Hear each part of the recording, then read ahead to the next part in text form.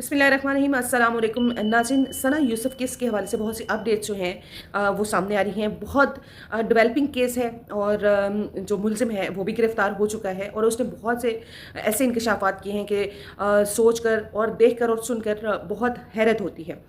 सना यूसुफ के हवाले से बताते चलूँ। 17 साल ये बच्ची सोशल मीडिया इन्फ्लुएंसर थी और उसने अपने 14 साल की ही एज से जो है वो मीडिया पर आना शुरू हुई। सोशल मीडिया बहुत से प्लेटफॉर्म्स उसने यूज़ किए और टिकटॉक और बाकी जो मीडिया प्लेटफॉर्म्स हैं उनको यूज़ करते हुए उसकी काफ़ी फ़ैन फॉलोइंग हो गई थी। लोग उसको पसंद करते थे, काफ़ी इन्वेस्टर्स जो है वो उसको ले रहे थे और बहुत एक मासूम सी बहुत प्यारी सी बच्ची जो है उसने बहुत जल्दी फ़ेम भी हासिल कर लिया था। अब ये बताया जाता है कि उमर हयात उर्फ़ काका जो है वो इसकी लाइफ में आता है और ज़ाहिर-सी बात है इन्फ्लुएंसर्स जो हैं वो बहुत से लोगों से बात करते हैं और जो है वो एड्स वगैरह लेने की कोशिश करते हैं। तो ये उमर हयात भी कहीं न कहीं इसी अटैचमेंट का हिस्सा थी और प्रोफ़ेशनल लाइफ में मेबी उमर हयात ने उसको कहीं न कहीं सपोर्ट भी किया था। लेकिन ज़ाहिर-सी बात है कि ज़रूरी नहीं कि आपकी प्रोफ़ेशनल लाइफ में अगर कुछ लोग आपको सपोर्ट करते हैं तो आप उनको अपनी पर्सनल लाइफ में भी ले आओ या उनको उनकी तरफ से कोई भी आपको प्रपोज़ल आता है किसी भी किस्म का तो वो एक्सेप्ट करना ज़रूरी नहीं होता। तो उमर हयात ने जो है वो आयशा को प्रपोज़ल भी भेजा दोस्ती का और उससे बात करना चाहता था, उससे दोस्ती करना चाहता था। सना यूसुफ की बर्थडे पर उमर हयात जो है वो अपने शहर से आता है और फॉर्च्यूनर जो है वो गाड़ी रेंट पर लेकर आता है और इसके लिए केक और देकर तोहफ़े भी लेकर आता है और उसको कॉल करके उससे मिलने पर इसरार करता है। लेकिन सना जो है वो इनकार कर देती है। इसके बाद वो दोबारा आता है और इस प्लान के साथ आता है कि इस बार अगर सना ने इनकार किया तो मैं ना सिर्फ इसको ख़त्म कर दूंगा बल्कि इसके रास्ते में जो भी आता है मैं एक-एक करके सबको ख़त्म कर दूंगा। बहरहाल नाज़रीन यहाँ पर उसकी जो प्लानिंग है ख़त्म नहीं होती। वो आता है बाहर खड़ा होकर सना का जो है वो इंतज़ार करता है। अब लोग ये भी कहते हैं कि उसको सना के घर का पता कैसे चला।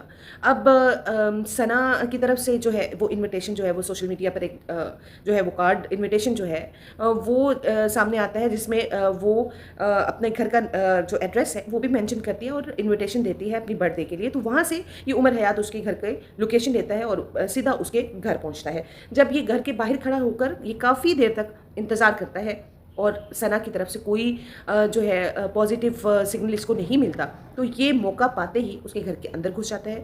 थोड़ी देर पहले ही सना जो है अपने पेरेंट्स अपने वालिद से कहती है कि भाई मुझे जो है वो कुछ सौदा सल्फ चाहिए तो आप ले आए।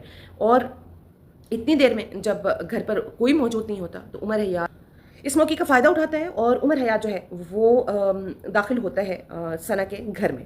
अब वो जाता है सना के कमरे में और जब सना उसको देखती है तो वो परेशान हो जाती है और उसको कहती है कि तुम बहुत गुस्से में हो, तुम यहाँ से चले जाओ। और सीसीटीवी कैमराज में इस बात का पता भी चलता है कि जैसे ही ये बात होती है इससे थोड़ी देर बाद गोलियों की चलने की आवाज़ आती है और कैमराज में जो कि अभी वीडियोज़ जो हैं वो सोशल मीडिया पर जो है वो दिखाई देती हैं कि उसमें उमर हयात उर्फ काका जो है वो उन वीडियोज़ में भागता हुआ नजर आता है। अब नाज़रीन यहाँ तक ये मामला ख़त्म नहीं होता। वो भागता है और साथ साथ उसका मोबाइल भी साथ ले जाता है कि जो भी कन्वर्सेशन है सना की उमर हयात के साथ वो कहीं पुलिस के हाथ ना आ जाए और ये कहीं पकड़ा ना जाए। अब जाहिर सी बात है 22 साल ये लड़का है, कोई आदि मुजरम नहीं है। तो इसने वहाँ से जो है रेंट की कार लेकर आया हुआ होता है, वहाँ से भागता है और किसी तरह ये 20 घंटों के अंदर जो है इस्लामाबाद पुलिस इसको गिरफ्तार कर लेती है।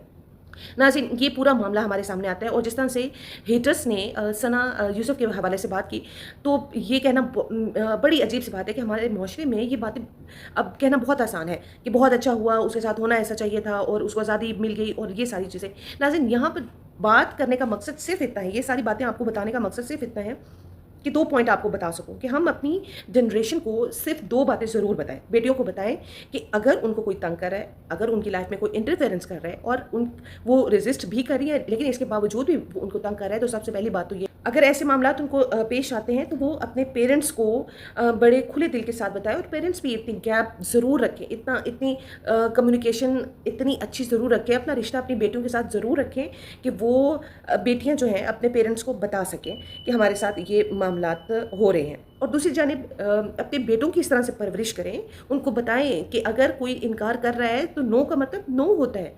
उसको दूसरा रंग मत दें, उसको अपनी ईगो पर ना लेके आएँ बल्कि कोई भी इनकार जो है उसको एक्सेप्ट करने की उनके अंदर सलाहियत बचपन से ही डालनी चाहिए। जहाँ लड़कियों ये मामला तो टिकटॉकर्स का है ही नहीं कि टिकटॉक की वजह से एक ज़िंदगी ख़राब हो गई। और ये थंबनेल्स में देख रही हूँ, वीडियोस में देख रही हूँ, उसमें ये कहा जाता है कि टिकटॉक की वजह से एक लड़की की ज़िंदगी ख़राब हो गई और इस तरह से सारा कुछ। यहाँ मामला टिकटॉक का नहीं है, ये तो एक शख्स उसकी लाइफ में आता है और उसको ज़बरदस्ती अपनी ज़िंदगी में शामिल करने की वो ख्वाहिशमंद होता है, और वो इतना ख्वाहिशमंद होता है कि उस पर अड़ जाता है, ज़िद पर अड़ जाता है। अब किसी, ये हर बंदे की अपनी मर्ज़ी है कि वो किसी को एक्सेप्ट करे या ना करे। तो अपने लड़कों में, अपने बच्चों में, बेटों में ये ख़ासियत जो है वो बचपन से ही डाल देनी चाहिए कि अगर कोई इनकार कर रहा है तो उसको एक्सेप्ट करना चाहिए, ना कि उसको अपनी ईगो पर लेकर किसी की ज़िंदगी ना सिर्फ ख़राब कर दी जाए बल्कि ख़त्म ही कर दी जाए। और इसके साथ साथ सिर्फ सना जाते हुए उसने सिर्फ सना की ज़िंदगी को ही ख़राब नहीं किया, ख़त्म नहीं किया, बल्कि अपनी ज़िंदगी को भी। ये लड़का जो है ये बड़ी लोअर मिडिल क्लास फैमिली से है, तो उसकी फैमिली भी सारी ज़िंदगी जो है इस चीज़ को फेस करेगी। और लड़के ने ना सिर्फ 2 फैमिलियों के साथ खेला, उसने दोनों ख़ानदानों की ज़िंदगियाँ जो हैं वो ख़त्म कर दी। और ना सिर्फ उस छोटी सी बच्ची 17 साल बच्चे की उसने जान ले ली, बल्कि अपनी ज़िंदगी भी ख़त्म कर दी। अब सारी ज़िंदगी वो जेल में रहेगा, चाहे उसको पछतावा हो या ना हो इस बात पर, लेकिन अब वो उसने अपनी ज़िंदगी भी साथ में ख़त्म कर ली। तो यहाँ पर रोल जो प्ले करना चाहिए वो पेरेंट्स को करना चाहिए कि वो अपने बच्चों में ये एक्सेप्टनेस डालनी चाहिए कि अगर कोई आपको इनकार करता है तो उससे बड़ी खुशी के साथ, खुश दिली के साथ आपको पीछे हट जाना चाहिए। अब बहुत सा ख्याल रखिएगा। अल्लाह हाफ़िज़।